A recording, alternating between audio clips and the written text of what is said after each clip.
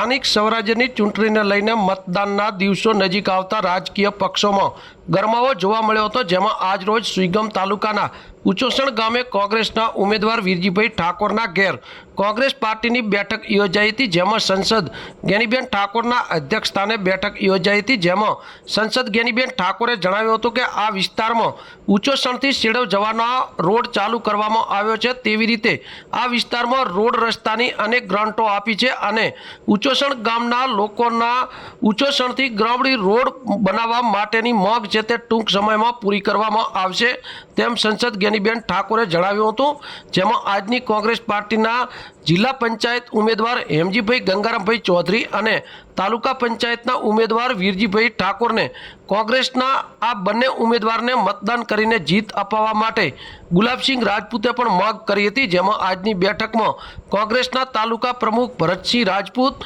અને કોંગ્રેસ અગ્રણી કેપી ગઢવી, હરજીભાઈ પટેલ, પૂર્વ ડેલિકેટ અતુભા મલેક, માનસુંગજી ઠાકોર, નરભેરમભાઈ ઠાકોર સહિત ઉચોસણ ગામ લોકો મોટી સંખ્યામાં ઉપસ્થિત રહ્યા હતા.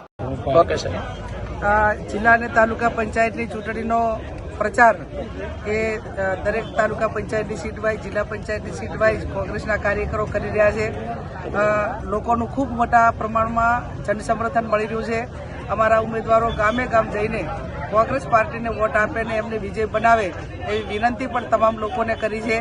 આવનાર સમયની અંદર જ્યારે 26મી તારીખે મતદાન યોજાવાનું છે ત્યારે તમામ જે આગેવાનો છે, વડીલો છે અને આમ પ્રજા છે એ કોંગ્રેસ પાર્ટીના ઉમેદવારોને આશીર્વાદ આપશે.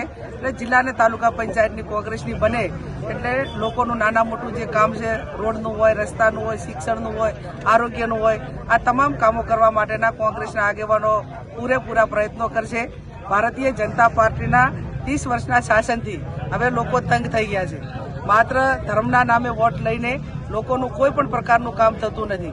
ચૂંટણી આવે એટલે સમાજ વચ્ચે ઝઘડા કરાવવા, ધર્મના નામનું ઝેર રેડવું અને મૂળ સમસ્યાઓથી લોકોનું મન એ ભટકાવવું, આ એમની પ્રણાલિકા રહી છે. ત્યારે હવે લોકો એ સાચી વાત ઉપર આવ્યા છે, સાચી સમજણ ઉપર આવ્યા છે અને વિકાસની રાજનીતિને આગળ વધારવા માંગે છે. ત્યારે આવનાર સમયમાં સૌ સાથે મળીને કોંગ્રેસ પાર્ટીને આશીર્વાદ આપે અને કોંગ્રેસના ઉમેદવારો જંગી બહુમતીથી જીતીને લોકોનું જે નાના મોટું કામ કરવાનું છે એ કરશે, એ વાતની અમે સૌએ ખાતરી આપી.